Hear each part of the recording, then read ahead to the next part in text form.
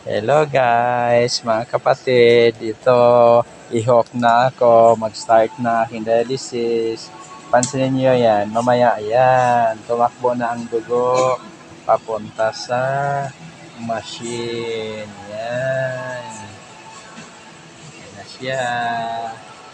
Mamaya babalik na yan dito sa pangalawang bloodline.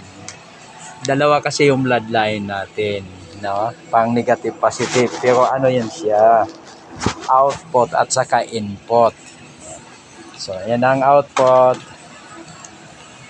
papunta sa dialyzer, yung dialyzer doon sa laan ng dugo natin. Now, sinusundan niya ako. Yan. Tapos hinar si Ma'am ko yun si Ma'am.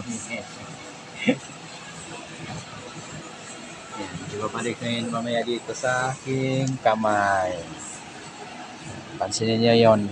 Yan, isang nandito, nakabang yung isang bloodline. Yan.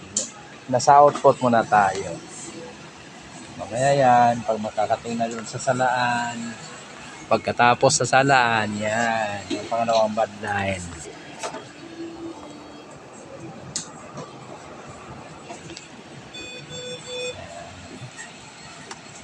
Yan na. Pumasok na siya sa pangalawang bloodline. Para tayo kahit ba ng sige, nabawasan naman peso.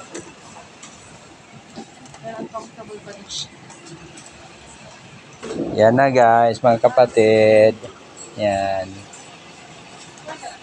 Bumalik na aking dugo mula sa dialyzer machine.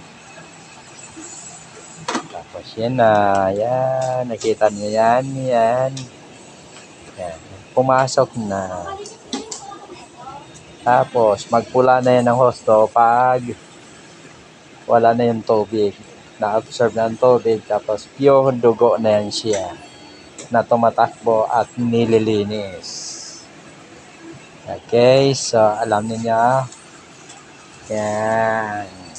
Mamaya, after 4 hours, tatanggalin na naman yan. Uli, ipapakita ko sa inyo may pagtanggal. Okay, bye-bye.